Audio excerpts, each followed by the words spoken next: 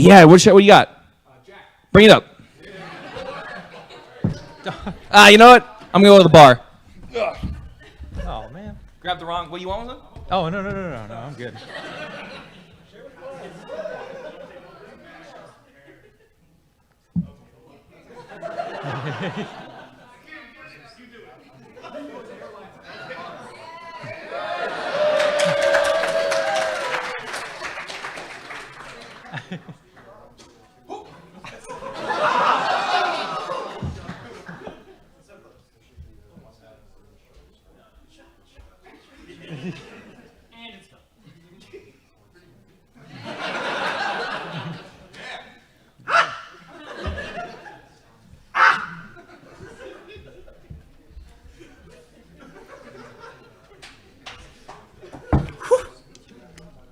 What time is it?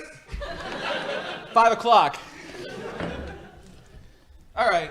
Jimmy, you want to start this? Yeah, let's go ahead. No more fun. We're talking about serious business. I was doing shots earlier. No. Did shot earlier. All right, welcome to the panel. It is the what the fuck name did I give this stupid thing? Is understanding the video, the tech of video production. Was it right? Yeah. That's what we're gonna be covering anyway. Oh, you put hey, look at that. There it is. I got some beard liquor.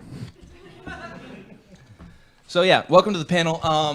Our goal at the end of this panel is to give you guys a very, very decent knowledge in things such as very basic things, so that you know what to identify when you're buying a camera, when you're trying to shoot, when you're trying to light a scene. Maybe not light a scene, but like what technologies are worth it, what a lot of the like secretive things on camera review sites mean. You know, like sensor size, iris. Excuse me, sorry, I just had a shot.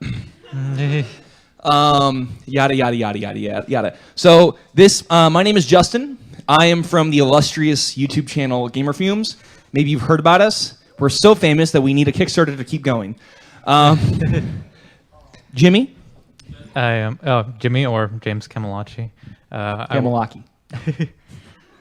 I mainly in the past have mainly done independent stuff. Right now, I currently work at BAMC. I'm the photographer/videographer there. BAMC is a hospital in San Antonio.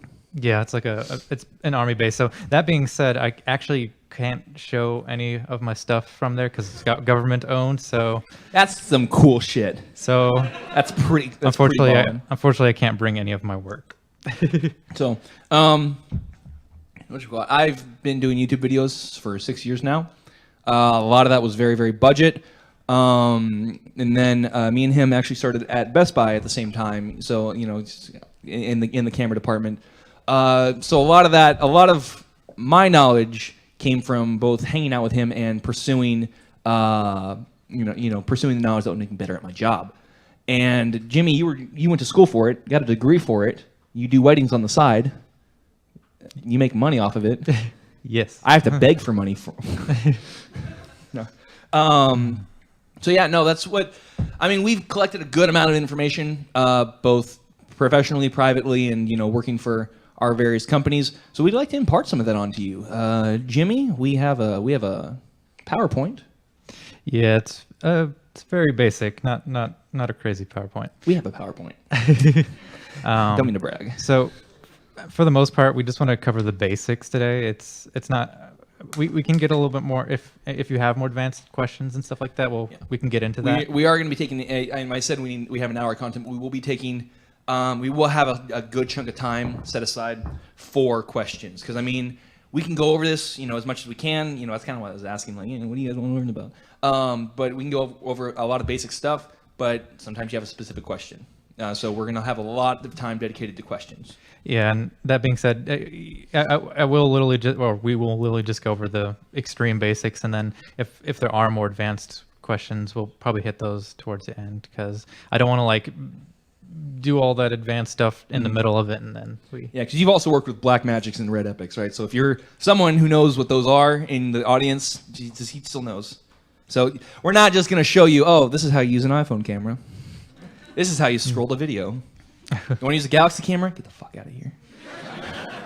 Yeah, but it's almost for the most part it's going to be about the cameras. I put lighting and audio on there, but it's really just to mention that they are equally as important. But I feel like for the most part we are just talking about the. I mean, we'll probably talk about like the H5 and the H6. Okay. A little bit. Yeah. So it's good stuff. I mean, it's better quality stuff. You guys want like good. We want to know about the good stuff, right? Mm-hmm. Applause. I was just saying the word applause. I was just listing Lady Gaga songs. Continue. Yep. Yeah, and then lastly we'll wrap it up with some editing software stuff, and once again really basic stuff. Ew, wait, people. Continue. So just a disclaimer, it is, like I just said actually a second ago, it's mainly for tailored towards beginners, and a lot of it is based off of experience and research, so I don't really have a lot of sources to use. I have a few. I mean, yeah, like we've been working at it for a long time. There have been times where we need to research things ourselves, so I mean we have a very good understanding. Just I mean experience is the best. I mean, you know, not just book smart. Welcome, VIP. And that being said, you know, the way our opinion on something might be different from the way you guys have done it. Like maybe you filmed something and something we say is a little bit different from what you think. But maybe you think that maybe you think an iPhone camera is better than a DSLR. You're wrong. But that's your opinion. But it's nice to mention those things. Yeah. What we got? So okay, going up next. So really, basically, I told you this was gonna get technical. I don't want to focus on this for too long, but I think the main thing to know about like how cameras work is that they're not just recording what you're actually seeing. They work a lot like eyes, where they basically interpret light. That's the most important thing I want to take from this, is that light. Oh wait. Yeah, no, keep going. And something else I guess I might as well mention while we're on this picture is that in this example the light enters through the lens and it goes through all the elements and it hits that mirror. Not all cameras have mirrors, so just that's something we'll talk about a little bit more. But the main purpose of that mirror is that it will reflect whatever you're seeing up to the eyepiece, which is just for you to see what you're looking at, and that's assuming it's I mean that's one of the most important things. I mean, that's when it's hitting the sensor. I mean, the sensor is what makes the quality of a camera. I mean, you were asking about sensors earlier. The quality of the sensor, if you want a nice quality video, then the better the sensor is what you're going to want to kind of pay attention to. There are companies that make better sensors. There are companies that make lesser sensors. They may be the same size. That doesn't mean that they're the same quality. So it's something that you need to pay attention to, because that controls the majority of your quality, that and your lenses. But yeah, and I'll talk about the sensor size a little bit more later in the presentation. But I want to cover some extreme basics real quick. So 3 of the main settings that you kind of want to be able to control with a camera if you're starting to film things, or even if it's for photography. Oh, obviously it's just as important for photography. But there's the aperture, the shutter speed, and the ISO. I found this little diagram that I thought was kind of useful for showing what the differences are. I was just saying, like, you know, ISO kind of controls how much the sensitivity to light. So that's a good way to kind of adjust for whether you don't have a lot of light in the room. Now, the higher that ISO is, sometimes you can get a lot of what's called noise, which is degradation of the actual film or product.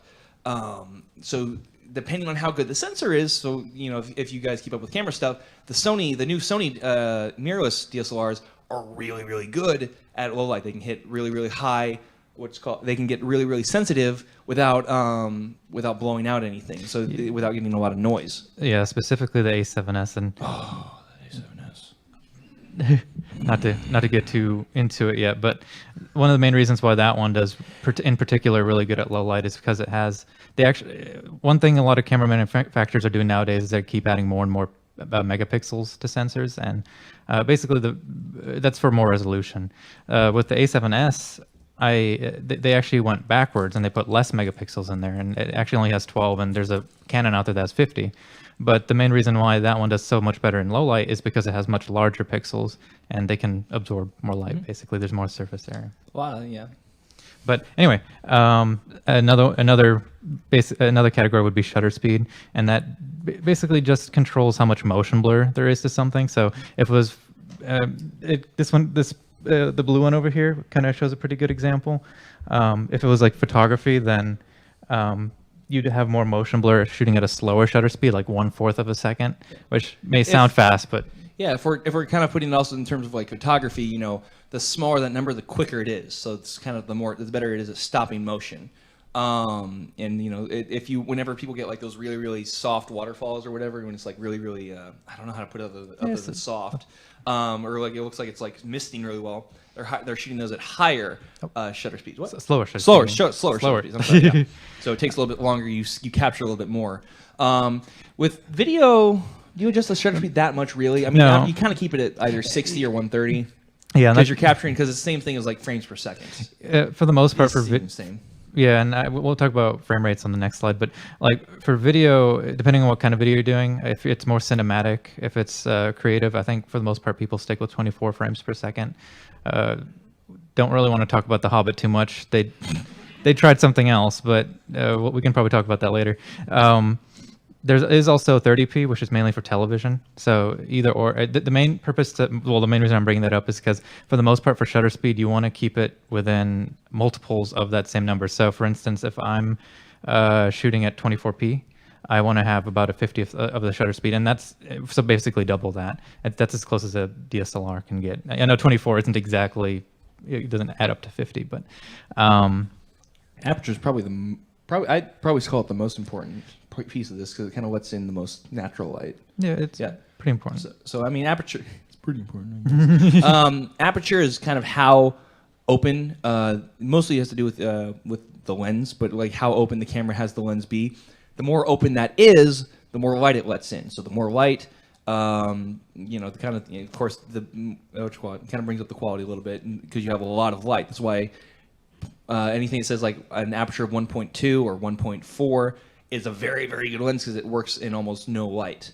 That's also how portrait lenses work. So if you want a really blurred background with a really sharp subject, you have a really low aperture. So like 1.8 is where a lot of those lenses sit for portraits. Yeah, so basically the other what he was saying is it affects the depth of field. So the lower that number is, like a f2.8 here in the like the bottom of the frame, basically that would mean that there's more blur. So you'd have your subject, but the background would be all blurry. Ever done like a moving shot or like? I'm sorry. Years ago.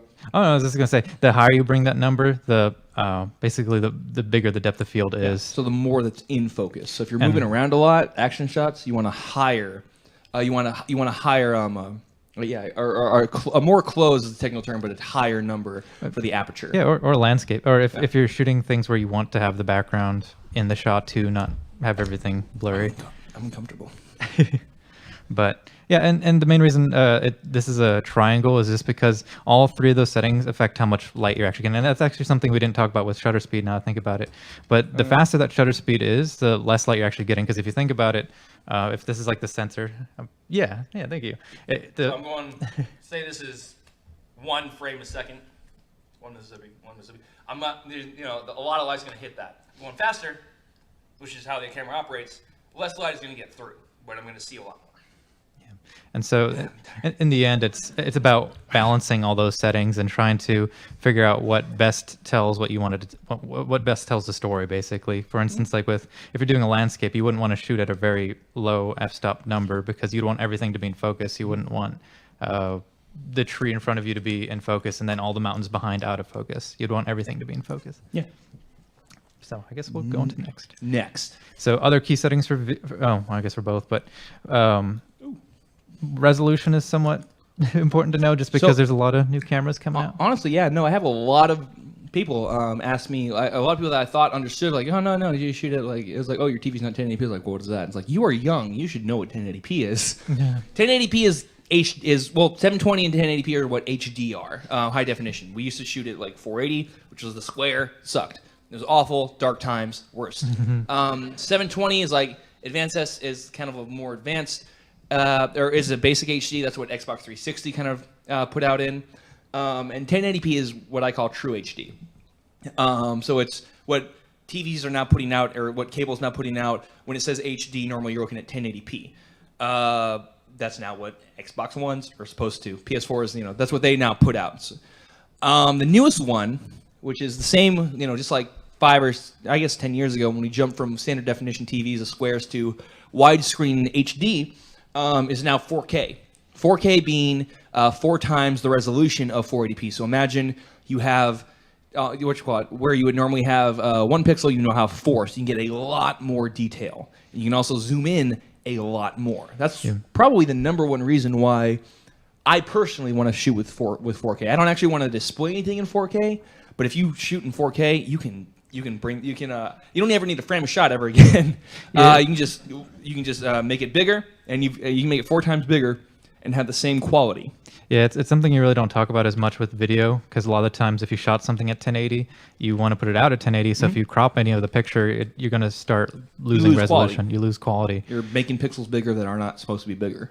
And 4K kind of gives you that advantage. Well, if I'm going to put it at 1080, I can actually crop this image and still have a pretty sharp image.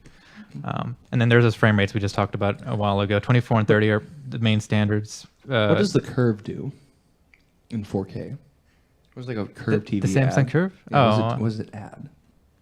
I don't know the Samsung. Jack shit. Oh, okay. Continue. Someone gave me a shot. I don't know who that was. Big. He's an asshole. Thanks, man. There are other frame rates that are pretty good. Like as soon as you go above 24 and 30p, I think the primary use for those is if you plan to slow things down, because you can't whenever you're, let's say you finalized a video, it needs to be at 1 frame rate. So it has to say it's going to be 24p. So let's say you shot things at 60 frames per second. You can still put it in that same timeline, but it's going to read it slower. It's going to read it as though it's 24 frames per second, even though it's actually 60. So that's basically how you. And I mean, also, who? This is RTX. Who here knows what the slow-mo guys are? I expected you guys to cheer. I mean, stop it. This moment's lost. I mean, that's the biggest thing with them. They shoot at very high frame rates. They get a lot of pictures, and then that's why they're able to slow it down, because they're playing it back at probably around 24 frames a second, 30 frames a second. Now, depending on, I don't know how they export. Probably 24. But they're displaying it back at 24 frames a second, but there's so many extra frames in there, so that's why it slows down. 60 frames you can put out, but for video it looks weird. But video games, it looks awesome. For video, it looks weird. It looks like a home movie. That's why you never really shoot at 60 frames, and why 48 frames was dumb. It doesn't look realistic to the eye, because I've heard from a couple teachers I've had before, but that even though it's not exactly true, your eyes kind of almost interpret things at 24p. So like, if I were to wave my own hand in front of my face, it's going to look blurry to me, which is the same effect you'd have at 24p.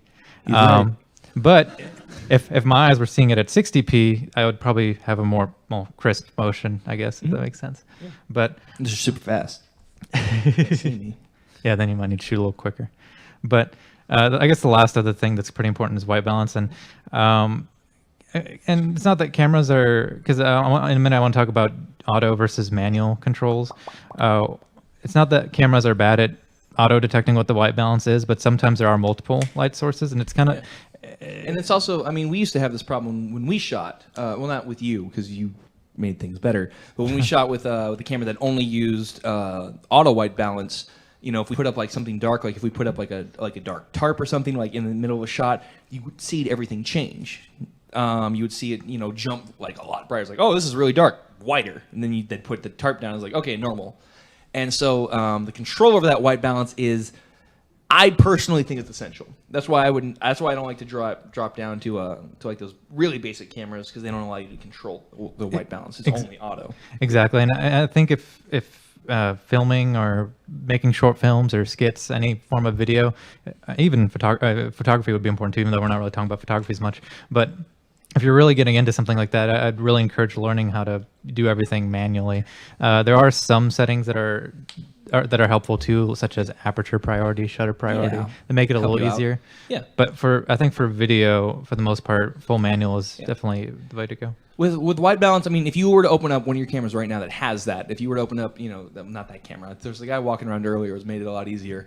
Yours. He's got one right there. Can you hold your camera up? I see. Something like that's going to have a setting, what you call a setting system. It's going to have a couple of auto modes where it's going to kind of set it so If you use light bulbs or normal, I see light bulbs, normal like old ass light bulbs that use tungsten, thank you for putting that. You can put that down. Then it'll have a setting for tungsten, which is basic light bulb. If you're using the fluorescence, it'll have a setting for fluorescence, and then all the way on the side, you'll kind of see we have a graph right there. It'll have color temperature. Now that's if you want to set it yourself. All those things, those fluorescents, those tungstens, they have a specific color temperature, sunlight, cloudy, whatever. It's just putting a temperature, just calling it something different. A lot of times it's best you can get the color temperature just right, and a lot of times if you use fluorescent bulbs, if you look on the side of them, they'll say 5600K. What is the fluorescent bulb? That's around 56, right? 40. No, it's in the 4,000. It's like it's not on this chart, but it'll say what's on there, and that way it makes it perfect. And you've got both a manual mode that works really well, and you've got what is it? And you can get it exactly perfect. Yeah, looking at this graph here, I think I just wanted to use it as an example because you can see how it changes the color of an image depending on what color temperature if you're shooting outside, depending on the time of day. Some things are yellow light, some things are white light. It's weird. But it's just, cameras are weird. It's just important to know like a few of them just so that I guess you can balance your camera properly. I think one of the main ones would be midday if you're shooting outside, which is around 55K. But yeah, we can talk about that more if you guys have questions about it. But so we've already started on this a little bit, but the advantage is a full manual control. I think the biggest thing is that you have control over all those aspects, because if you let your camera control any one of those, it could basically throw off the whole image. For instance, if the camera's not picking up the white balance properly and the white walls are looking a little yellow or blue or something like that. Also, if you have a particular emotion you're trying to get across with an image, being able to set the aperture to have a lot or no background blur would be kind of essential. You see that a lot with television. You see a very dramatic shot. You see the person in the in the foreground. It's like what you call it? My wife died. And then it blurs, or it blurs him and goes immediately to the person in the background. In the background, focuses. It's like she died, and then comes back. It's like I can't think of an example right now. A better example than my wife died. She died. We can be together. 2 for 1. Oh, see, I put camera can't confuse. I think I meant to put can confuse exposure. You made this PowerPoint. I'm sorry. I don't know what's going on. This was 3 a.m. Yeah, but you know what? I did it 3 a.m. I edited a whole fucking video. So you can get some words right. But so the main reason I put too. The main reason I put this image up is actually this is one of mine. It was when I was still going to school for this stuff, and it was part of a Red Epic reel I'd made. It's actually just a snapshot, but it was video, and it probably can't tell on the screen here, but it's actually a shot I messed up on. I actually missed focus of the eye of the elephant a little bit. You'll notice that the ear looks a little bit sharper, and the horn by his nose looks a little bit sharper than his actual eyes do, and that's something that granted, I think we actually were manually focusing there, but if your camera was in autofocus mode, that's something that it probably would have made the same mistake too, because it will usually focus on the closest thing to the frame. Yeah, I wouldn't go back to the eye. But anyway, yeah, just as a random example.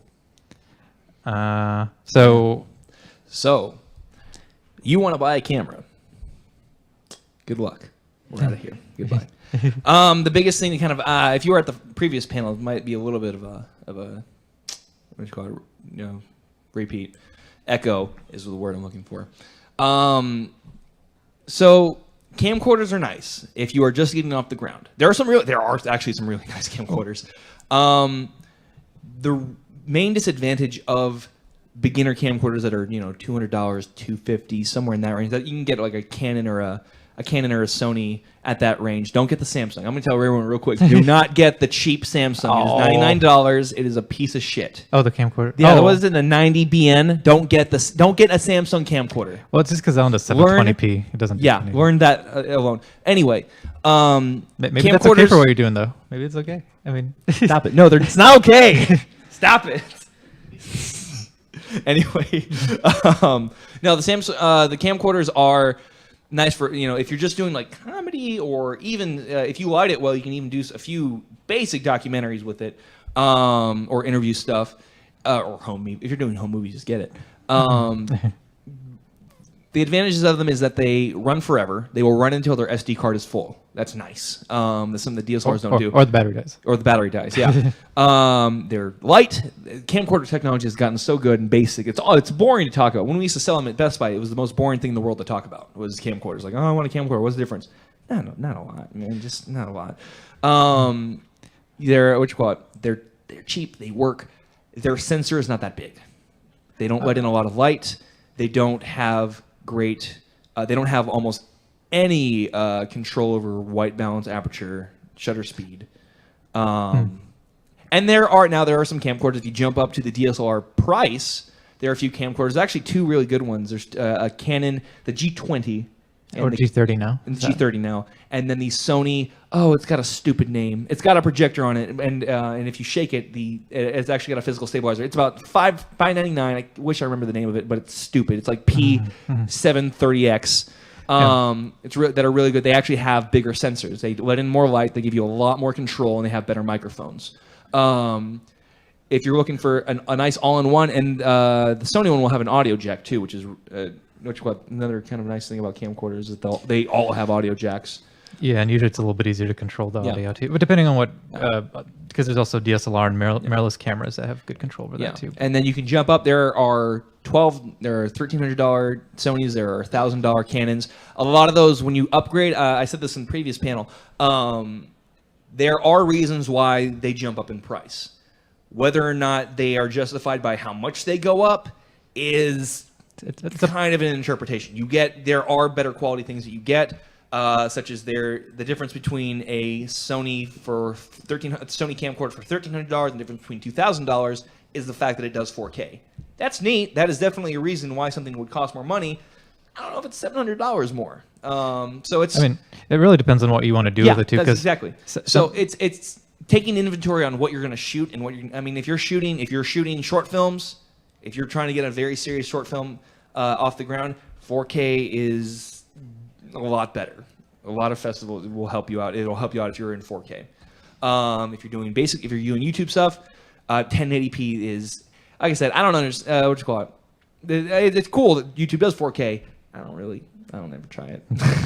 I don't have 4K TV to watch that on. I got no 4K monitor. I actually touch up on that a little more later. Better men than me do, but what are we talking about? We get past this. But camcorders are nice. Camcorders are nice. They don't give you the same control that DSLRs do, which then I pass the mic to Jimmy. Yes. One other thing though is really that some of the basic differences is that there's a record limit on a lot of DSLRs and mirrorless cameras. So some of the older ones would be 5 to 10 minutes, but a lot of the newer ones can do up to 30 minutes of straight recording, which could be. If you're shooting on DSLR, if you're doing clips, if you're not, I mean, you can't film. What's that movie that they shoot the entire thing on one take? I forgot it. I was gonna think Birdman. No. Russian Ark. Okay, thank you. You look I looked over at him. He's just like very serious. I was not gonna. Even if he's wrong, I'm gonna assume it's like, he can say whatever he wants right now. Just like with that, like, sky's green. Okay. Buy a Samsung camera. Okay. Oh no.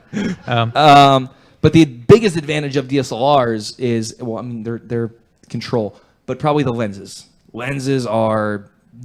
You can cheap out on a camera body. You cannot cheap out on your lenses. To an extent. Lenses, they don't lose their value. A lens that cost $2,000 10 years or 20 years ago, it's going to still cost me $1,500 now, but it's not going to lose its quality. There's a reason why it was $2,000 20 years ago, and that's because it's very, very good. It may not have autofocus now. That's something that's actually putting some other stuff away, but it's still going to be a very, very good lens. So if you have that lens, you can keep using that lens for a long time, barring your camera. And actually, when it comes down to lenses, that's one of the reasons why DSLRs and mirrorless cameras are pretty, I think, popular right now. Just because if you think, because there are really good camcorders and good video cameras for that matter with better form factor than DSLRs have, like the little photography camera. But they're just a lot more expensive to get the good ones, especially if you consider cinema lenses versus DSLR lenses. I think the efficiency of DSLRs and mirrorless cameras is what makes them really popular for filming right now. And personally, I like them a lot better. And there is a sensor size thing because a lot of the camcorders don't have APS-C or You 30. want to talk about sensors real quick? Yeah. Let's do a little talk about sensors because, like I said earlier, I said a thing at the beginning of the panel. Sensors are the most important thing, and then I never talked about it ever again. Like, oh, what's the important thing? Find out at 9. Perfect size. Yeah. So Or there's perfect, slide. for DSLRs and mirrorless cameras, the most popular ones. The highest end one would be a full frame sensor. You get the biggest sensor. Next up, you'd have crop sensors, which is the 1.5 or 1.6. I'll talk about the crop in a second. Yeah, And I then mean, just real quick, the reason why they're important, or why the bigger the sensor, the better the quality. The bigger it is, the more light it's going to let in. That's just how cameras work. They interpret light. And they make and they record that light. The more light you can let in, the more detail you pick up. That is the difference between a $1,500 camera and a $3,000 camera. A lot of times is the size of the sensor. Now, depending on the quality, or depending on what you're using it for. There's advantages to having smaller sensors too. It's not just that necessarily you have to go for the biggest one to get the best quality. For instance, the Micro Four Thirds one, the one that's in the green right there. There's a Panasonic GH4 that's out right now. That's a mirrorless camera that can actually do 4K video. The one advantage I think to having smaller sensors is that a lot of the time, and there's ways around that too, but you have less depth of field. So if you're doing things where you don't want things to be blurry, like if I'm doing almost like a portrait shot of somebody and I have their eyes in focus, but I don't want their ears to be out of focus, like that thin depth of field, Micro Four Thirds might be a little bit better for controlling that. Now that being said, it's a lot easier to achieve depth of field on a larger sensor. So if that's the kind of look you're going for, then that might help. And actually, I'll go to the next slide real quick for a second so I can show a picture that has a decent representation of what I'm talking about. But you can see that and this is actually from a YouTube channel I like to follow. It's Tony Northrup. So if you guys are familiar with him, or if you're not, I would definitely check him out. He has a lot of really good knowledge and a lot of information. But in this one, you can see he actually used the same lens for a full frame camera as he did for a Micro Four Thirds camera. And you'll notice that even though aperture depicts like how much background blur you have, he shot at a 5.6, which technically would mean he would have less background blur, but he still achieved the exact same background blur as the Micro Four Thirds one on the right. Or I guess, yeah, it's right for you guys too. That's just one of the effects of having a full frame sensor. It lets you achieve that a little bit easier. But and then there's the low light you're saying. Basically, the larger the sensor, the more surface area it has, so it can collect more light. Yeah, we can move on. Yeah. So when it comes down to different kinds of lenses. No, go ahead. Okay. I was just saying lenses.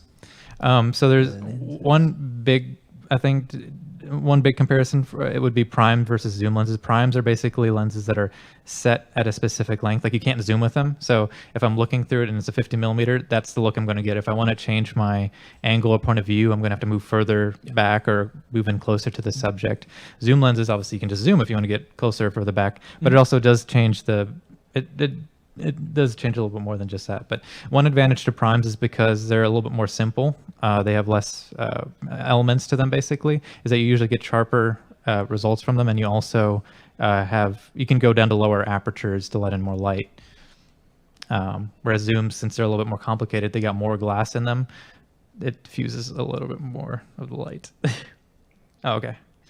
And then I just wanted to mention here real quick that there's off-brand lenses too. You don't like if you have a Canon camera, a Nikon, or Sony. There's some off-brand ones that are actually really good too.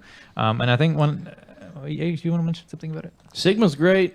Sigma is probably the best third party, I think personally. Tokina, I don't like Tokina. Tokina makes a really good wide-angle lens. Yeah, Tamron sucks. I hate Tamron. I don't like Tamron. I think that they're cheap and shit. But Tamron makes a really good 24 to 70 millimeter. That's extremely sharp. They make one good lens.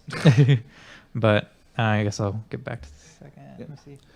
Oh, and yeah, actually, I put in there's somewhat false marketing when you're looking at cameras when it comes down to apertures on lenses. I'll probably talk about that more later if we have time. So what camera should I get? This is kind of something we were talking about earlier, but it really depends on what you're doing. Different brands have different advantages, and even though Canon and Nikon and Sony might have the same size sensor, they might interpret an image completely differently. Especially with video, I mean, it's a lot of it is also how they compress and how they kind of compact it, what you call it, like into a file. So Canon and Sony, it seems like they come out with better. They come out with better video. Yeah, I mean, it looks like side by side. It looks better. Yeah, I mean, Nikon's good too. And just one thing to note about Nikon. Sony actually makes Nikon's sensors, so in terms of dynamic range, they're really similar, but they still interpret Nikon still does their own processing with their sensor. It still looks a little bit different when you have the final product. I've always found that Canon shows up a little bit more in the reds, Nikon's a little bit more, I'd say, like in the greens, and Sony's like almost yellow sometimes. What does that mean? It means that they just interpret colors differently. Like if you're looking at their images side by side, you'll notice that they just look slightly differently, even though it's the same picture, same image. Okay. So what are you shooting? I guess that's. Yeah. I mean, like I said, I talked about that. I don't want to take too much more time on that because I do want to get to questions. It's probably the most important part about this. So yeah, just kind of figure out what you're shooting. Broken record. Next up. Okay. Budget, of course. How much you're willing to spend. Again, shoot, why did I talk about this in the first panel? When you're looking at how much money you have, let's say I have $1,000. You do not need to go and get, okay, well, this camera costs $1,000. This is my one thing. No. There are a lot of aspects to to technology in terms of video production. You may get a nice $1,000 camera that no matter how much that camera costs, or no matter how much that DSLR costs, it's gonna have a crappy microphone. DSLRs don't have good microphones. You can maybe get a good camcorder with a decent microphone, but still, your best audio quality comes when you get a separate device. So look into maybe an $800 camera and a microphone. Well, also kind of looking at, well, how is this gonna be lit if I'm shooting everything inside and all I have are lanterns, I guess. No, lanterns actually look cool. Tungsten light bulbs look awful. Then I maybe I need to look into either replacing all the light bulbs in my house with fluorescents because fluorescents look a lot better, opening a window so that I can get some natural light in, or getting a real lighting system. So you can find a cheap good one for $100. You can make one. How much was that one we made? $40. $40 for I think 4 lights using clamps, PVC pipe, etc. So look at your budget, look at how much you have to spend, and then realize that there are a lot more to that aspect than just what the camera does. Because the camera is nice. The camera does a lot of things. The camera's probably the most important part of that. Well, not the most important, but it captures the most important part. But there are other aspects to it. Yeah, I'd say that, and actually I put it on the slide. I think that thinking about the lenses has a little bit more of a priority because, especially if you haven't really decided what brand you would want to go with, because they all make their own lenses. If you have Canon, then you have Canon lenses, unless it's a third-party one. And Nikon makes their own, and they have their specific mount, so you can't switch between them.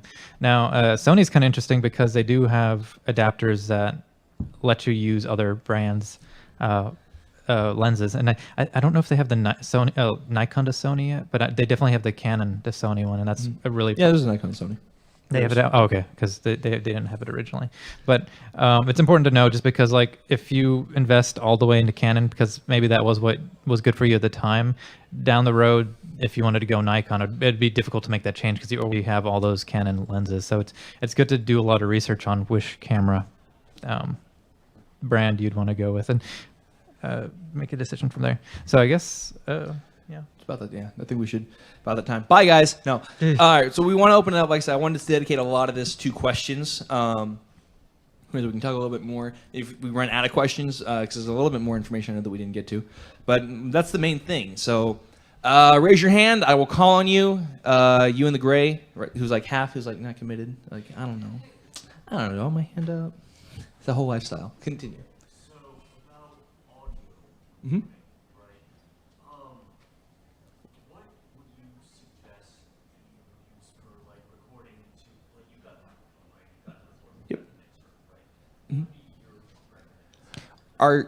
Now you're doing video, right? You're not asking for a microphone for a podcast, right? Okay, so what we use, I think Rode is the number one to use for shotgun mics anyway. We use a shotgun mic. Shotgun mics they're great. They're directional. You hold them, especially if you can get a pole with it. It gets exactly what you want to hear. Now we run ours through what's called a Zoom H5 handy recorder, because we do not like the way that when you plug that same microphone into a Canon or a Sony or whatever, they use their codecs, they use their process system. It doesn't get as good of a quality as like an H5 or an H6 would get. That whole line is just better at it. Yeah, they don't have. Usually that's has to do with the preamps, and it just sounds noisier through the camera than it does through. So we record everything separately and just sync it back up later. But a Rode microphone is personally, I like those probably the most. Now you can use those H5, those handy recorders, as those. You kind of see those people with the streets where they're like, "Well, that's a fucked up microphone." You can use those.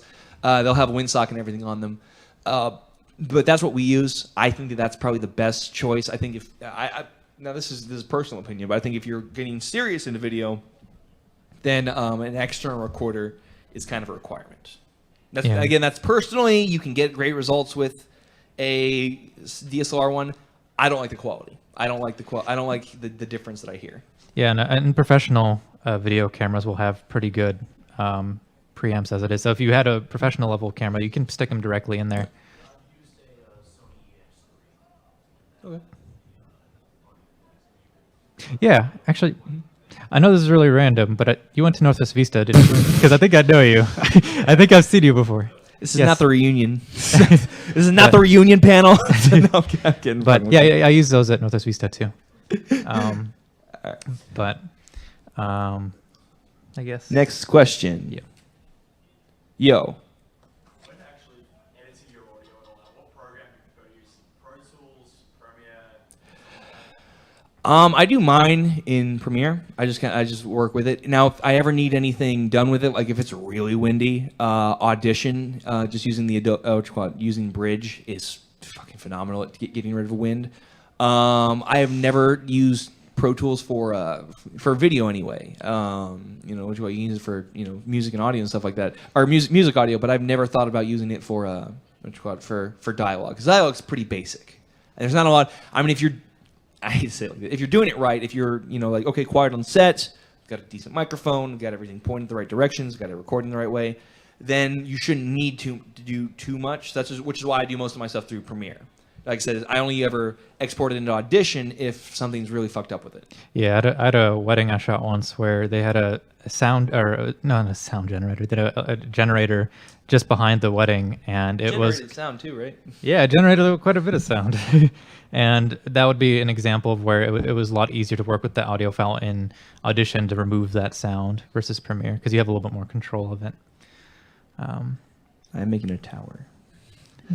Next question. Let me see if there's any. What you got? Don't be shy. There are no dumb questions. Except for that one. Yeah, what's up? For streaming live, let's say Twitch. Okay. Everybody seems to use the 920 Logitech. Okay. What would be like the next step up to get that extra better? Like, it's really hard to get a Chrome Yeah. sit in there, everything's manual, but I want to get something a little bit better, but I don't want to spend $800. Right. So here's the interesting jump right there. Is webcams are, because that's a webcam. I don't know why I'm doubting that. Yeah. Webcams. We don't know too much about webcams, but when you jump up to quality to like a camcorder, there's a whole something like that. Okay, then yeah.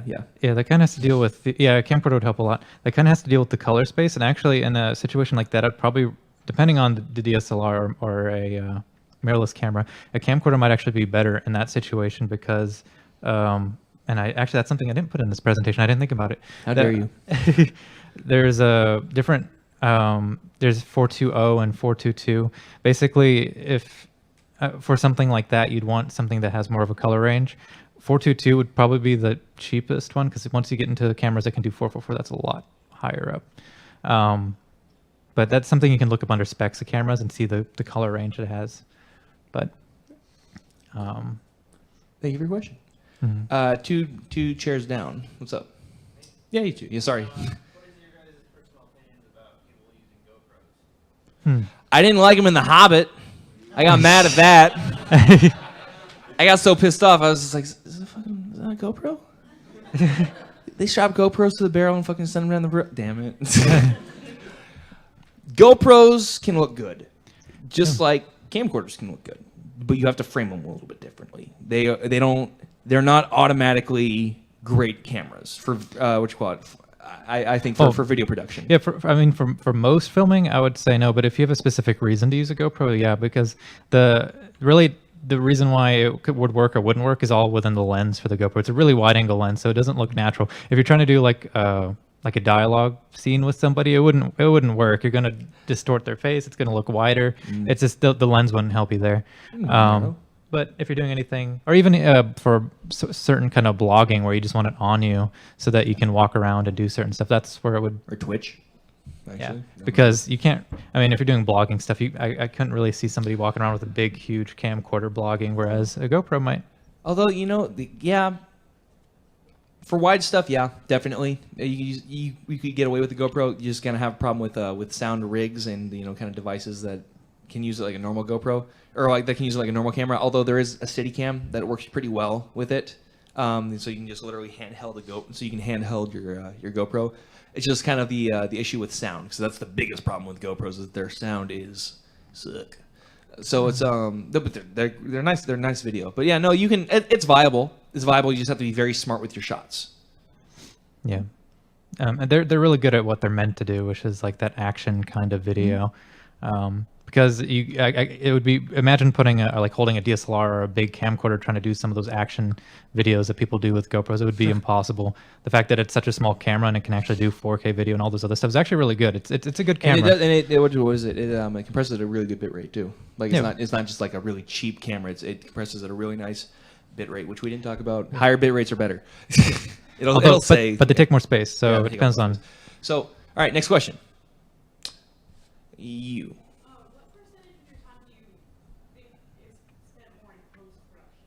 All of it.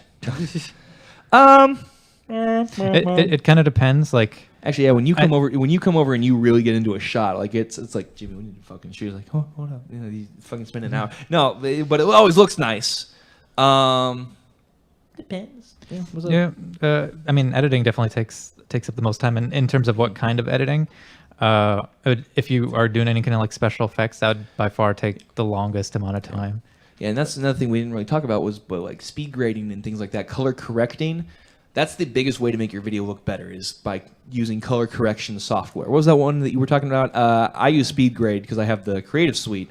But what was the other one that you were talking about? I forgot the name of it already.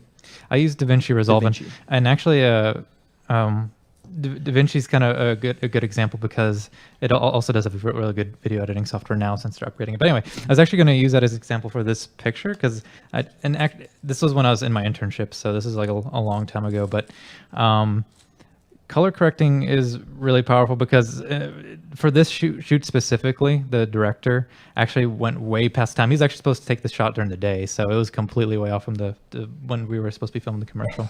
And there's a lot of buildings around where we had to blur the signs. We had to bring up the lights in the sky. The color temperature of the outside, like the outside look, was a lot different from the inside. You'll notice that, and this picture doesn't really do it any justice through the on the board here, but the inside is white. But when we originally took that shot, it was purpley green, and that's really one of the reasons why color correcting is a really important part of editing, and it takes a lot of time. I mean, that can change the tone. That can change something's a little bit bright and smile if you want to duck it down. Bringing up blues, or if you want to make it a little bit more intense, making it a little bit more red. It's a lot easier with color correcting software. And the biggest thing, of course, is making sure your whites are whites and your blacks are blacks. In regards to video, just making sure that everything's the kind of right color that you want it to be.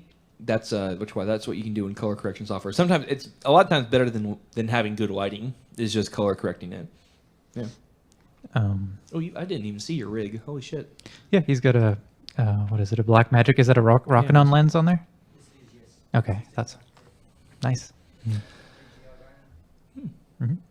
You don't have any questions, do you? You want to get up here? Is it the 2.5K or is it the 4K one? 4K.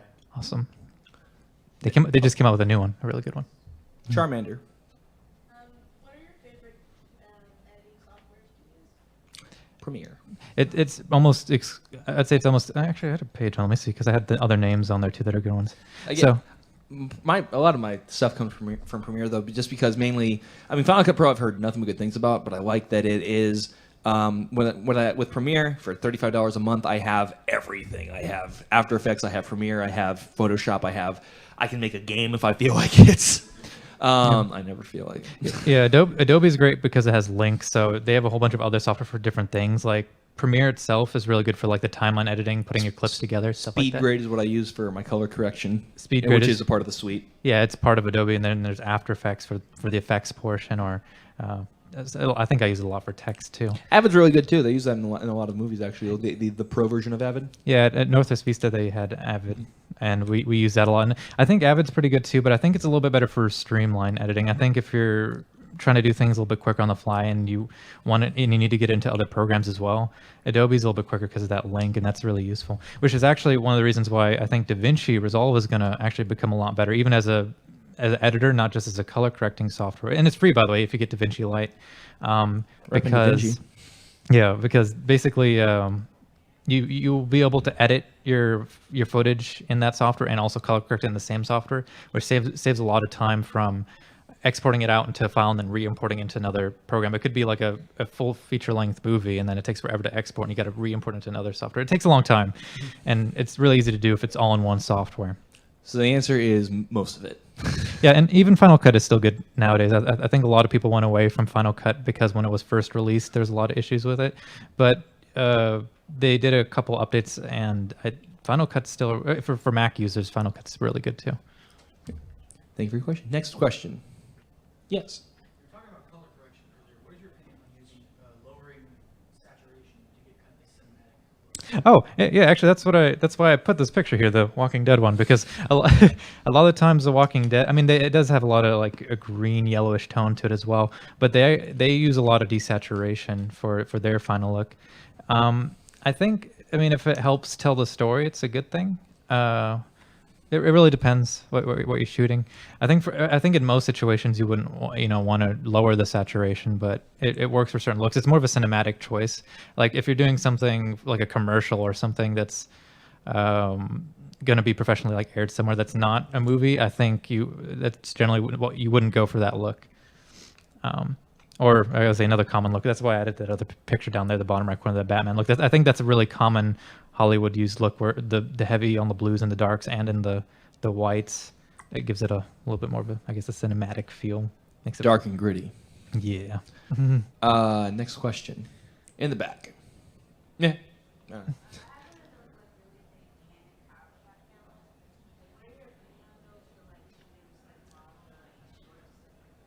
Which one do you have?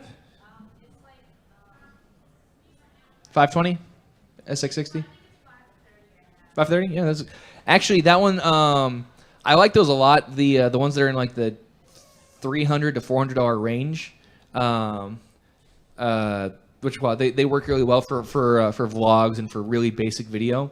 And you can get some good quality out of that. You got to be a lot more aware of your audio and of your lighting when you use those for other things, for like sketch comedy or for short films. But for vlogs, oh yeah, works great. Good zoom, better, more refined sensor. I like that one a lot, actually. Yeah, and actually, I guess I just want to add a little bit to that. Since we are talking a lot about gear and software and stuff like that, I just want to mention that you can actually achieve really professional looking footage or shots, even with like lower end stuff, even if it's not like a $2,000 camera. Mm-hmm. And I think the main way you're gonna like succeed at doing that is if you have a good general knowledge of everything in terms of the lighting, the audio portion of it. Because if you're watching a video and you right away hear a lot of noise in it, that's going to right away turn you off, thinking that, oh, it's not that well done. YouTube has gotten slightly away from its grassroots stuff, where if it looks kind of really crappy, then you're like, yeah, I'm done. And if it doesn't say World Star on it, then it has to look really, really nice. Which it's very it's very, very easy to make. Not easy, but it's very plausible to make something look very, very nice in this day and age on the internet. Yeah, and remember that the basically what the camera is interpreting is light. So if you're really good at lighting, you can actually make an iPhone look like a really good camera. So it's Yeah. I mean, that camera would be really good for blogging. In summary, as long as you learn a little bit about lighting and audio as well to help go along with that. I'd say audio is probably the most important for Yeah. like crap. If you have like a crappy camera, then just having a really stepping up your game on your audio. Yeah, I was is gonna say- probably the most important. Yeah, usually for blogging, they don't do crazy lighting kind of stuff. Like kind of like this Batman picture down here. Well, this looks like it's almost like one light, and then the background's fake. But but I mean, they usually don't use a lot of dramatic lighting techniques for blogs. You probably could get away with a softbox or two, I think, or even natural light if you're by a window, and you could get maybe a reflector of some sort to bounce on your face. I mean, there's a lot of different ways, but it's really simple lighting for blogs. So, yeah. Next question. You and the that's not Ghostbusters. Thought it was Ghostbusters. Yeah, it's you right there in the light blue. What is that? What is your shirt? Oh, it's a slow. Okay, it's slow, bro. My question is, what would you recommend to take for just basic courses, like maybe YouTube video or some online course? Like I took the great courses by National Geographic, Okay. Fundamentals of Photography and Master of Photography. What else would you guys recommend? Film Riot. Film Riot's Oh. really good. Yeah, I like Filmright, and then there's a lot of YouTube channels that are good resources. Because I mean, I only have an associate's in digital video and cinema productions. I think that and although going to school for this stuff is really useful, you'll meet a lot of other people that are into the same thing you want to do, and you make connections and stuff like that. I feel like I've learned a lot more from just doing it and from doing my own research on the side. Yeah, and just kind of the way that I've always learned, the way that I learned most of my video production stuff, were like when I had a problem. Is I shot something, I was like, okay, I know I can do this, and I had a problem with it, and just typing in what is like just very general. I mean, there are plenty of YouTube blogs, just like how do I fix this problem? Oh, that's how I fix it. Okay, I've learned something today. Yeah, no, but Film Right's good. Yeah, Filmright's good. And if you want to get into the really technical stuff for like lenses and camera body comparisons, I think the best website right now out there is DxOMark. I put it up there too. So if you want to see exactly how sharp a lens is or how much dynamic range a sensor has, they have pretty solid tests. I'll say sometimes their scores are debatable. I think people were making a big deal because the iPhone got a really high score compared to actual cameras, but for the most part, it's pretty accurate. DxOMark is a really good website for that. Next question. Pink. When you were talking about color correction Mhm. and how to get it to be the colors that you want them to come out, Mhm. I was wondering if you had any or knew about any workarounds for color correcting if you're colorblind. Oh. Oh, you know what? I've actually never considered that. Oh wow, yeah. Shit. I've never considered that, to be honest. Because my dad's pretty colorblind, so I probably should know that. Is the editor stuff? Guess it sucks to suck. No, Shit. I was kidding. Jimmy, No, I'm gonna kick you out this room. I was kidding. So help me. I'm gonna take this mic away.